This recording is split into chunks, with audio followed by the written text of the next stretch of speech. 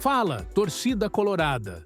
O vídeo de hoje vai mexer com a cabeça e com o coração de quem acompanhou mais um jogo no Beira-Rio e também com quem já está de olho no futuro do elenco para o ano que vem. Tem jogador sendo vaiado, time deixando pontos importantes pelo caminho e aquela velha sensação de que faltou só mais um pouquinho para sair com a vitória. Mas antes de te contar tudo o que aconteceu e o que pode acontecer nas próximas rodadas, já comenta aqui de onde você está assistindo o canal Inter em Campo. Quero saber onde estão espalhados os colorados mais fiéis do Brasil e do mundo. E é isso!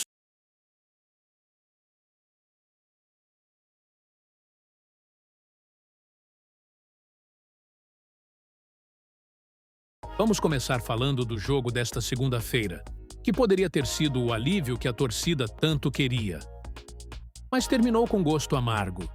No Beira-Rio, lotado e empurrando o time do começo ao fim, o Inter ficou apenas no 1-1 contra o Santos pela 35ª rodada do Brasileirão. O Colorado começou voando, pressão alta, chances criadas, e logo aos 20 minutos, Alan Patrick abriu o placar após uma bela jogada pelo lado esquerdo que começou nos pés do Borré. O Beira-Rio veio abaixo, e o ritmo seguiu intenso, com o Inter criando pelo menos 3 chances claras para ampliar, com Vitinho, Aguirre, Bernabei e até o próprio Alan. Teve até bola na trave, 2 vezes seguidas em lances de Vitinho. Só que, como a gente já viu em outros jogos, quem não faz, leva. E foi o que aconteceu. O segundo tempo começou mais lento, o time perdeu intensidade e o Santos voltou melhor. Aos 17 da etapa final, Barreal acertou um chute de fora da área e deixou tudo igual. E aí, o que era esperança virou apreensão. O gol mexeu com o Inter. Mano tentou responder colocando Prado, Bruno Henrique, Ricardo Matias e Oscar Romero, tentando retomar o controle no meio. Até teve chances no fim, com cabeçadas perigosas de Prado e Vitão nos acréscimos, mas o gol da vitória não veio. Resultado: mais um empate em casa, mais uma atuação de altos e baixos e a permanência na Série A, que poderia estar praticamente garantida, ficou para depois. Na minha opinião, o Inter jogou bem no primeiro tempo, mas ainda sofre de um mal crônico. Cria muito, mas define pouco. E nessa altura do campeonato, não dá mais para desperdiçar esse tipo de oportunidade. O time precisa ser mais cirúrgico. O Brasileirão não perdoa. E aí, torcedor, o que você achou do jogo contra o Santos? Foi um bom desempenho com azar ou faltou mesmo postura para matar o jogo? Comenta aí que quero saber se você está mais frustrado ou esperançoso com essa reta final. Agora vamos falar de um dos nomes mais comentados da noite, Rafael Borré. O atacante colombiano até começou bem, dando a assistência para o gol do Alan Patrick, mas logo virou alvo da insatisfação da torcida presente no Beira-Rio.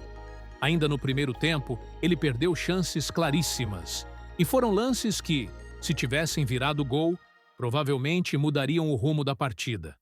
As vaias vieram rápido.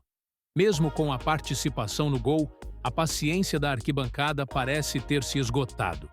Durante o jogo, dava para sentir o desconforto. Borré ficou em campo por 64 minutos e foi substituído por Ricardo Matias. Antes de sair, chegou a ouvir Alan Patrick pedindo apoio ao centroavante, tentando blindar o companheiro das críticas. Mas, do jeito que as coisas estão, só bola na rede vai acalmar os ânimos. E o pior é que a fase realmente não ajuda. Com contrato até o fim de 2028, Borré já disputou 72 jogos com a camisa colorada, marcou 19 gols e deu 6 assistências. Mas o torcedor ainda espera muito mais. Talvez por lembrar da época em que ele decidia no River Plate, sempre em alto nível. Nas redes sociais, o tom subiu. Muita gente já pede que ele seja negociado na próxima janela, que abre em janeiro. O desempenho atual, somado à cobrança por um time mais eficiente, pressiona o jogador e a diretoria. Na minha opinião, o Borré é um cara que entrega intensidade e participa do jogo. Mas a fase de finalização realmente preocupa. Se ele não reencontrar o gol rápido, a situação pode ficar insustentável. Ainda mais com a torcida perdendo a paciência num momento tão delicado. E aí, pessoal? Vocês acham que o Borré merece mais tempo e confiança? Ou já deu o que tinha que dar e é hora de buscar outro nome para o ataque? Deixa nos comentários a tua opinião. Tô curioso para saber se a torcida está dividida ou se já tem um veredito. Segunda-feira, estádio lotado. Mais de 37 mil torcedores empurrando o time. Tudo indicava que o Inter tinha tudo para sair com uma vitória importante no Beira-Rio. E o começo do jogo foi exatamente o que o torcedor queria ver. O Colorado pressionando, criando chance atrás de chance e abrindo o placar com Alan Patrick, após assistência de Rafael Borré. O primeiro tempo foi praticamente um monólogo colorado.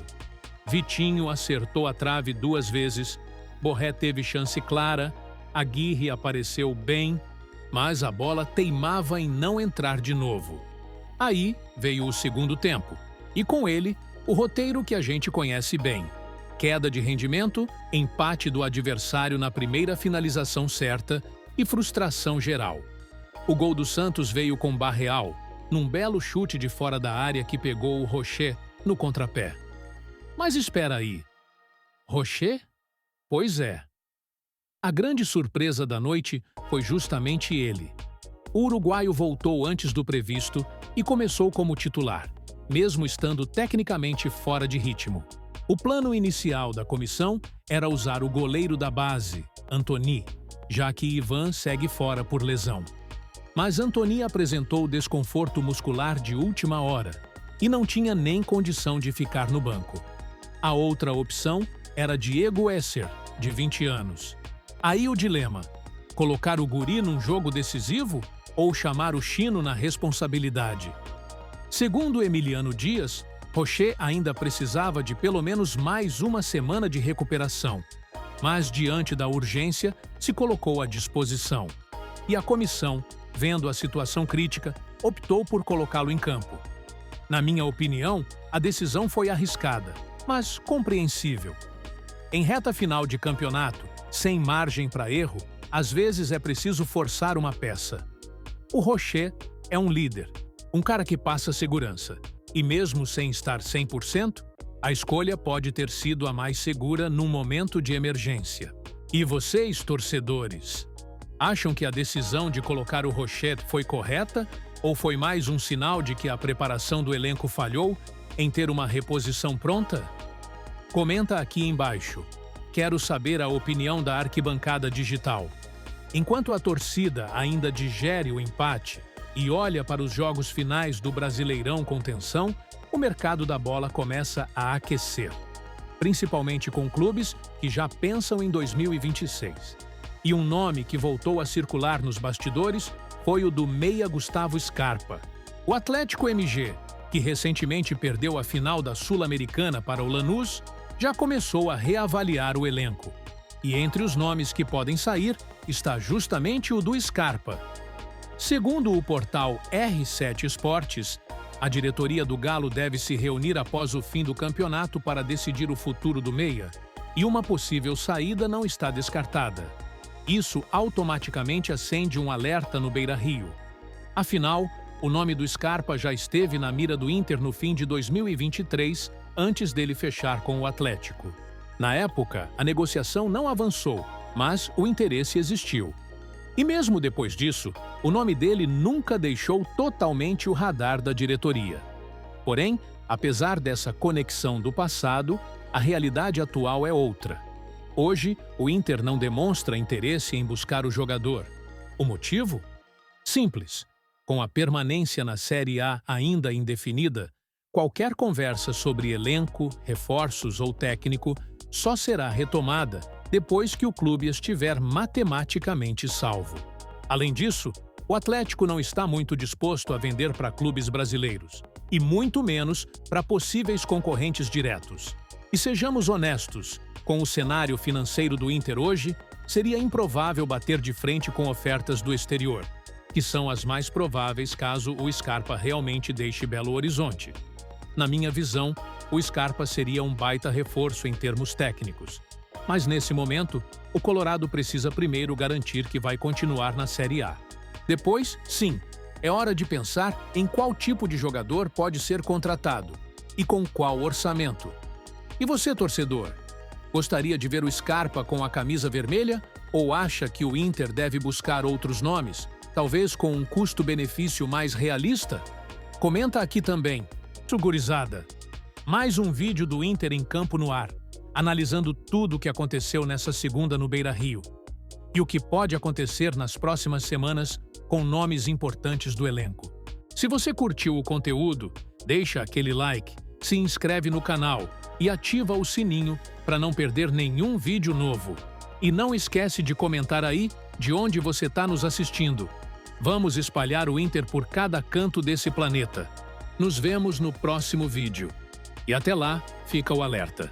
O empate contra o Santos complicou o cenário. Com 41 pontos, o Colorado ainda precisa garantir a permanência.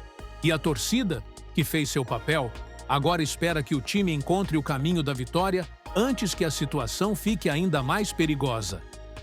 Até a próxima! Aqui é análise com sangue vermelho, direto, sincero e sempre com o Inter em primeiro lugar.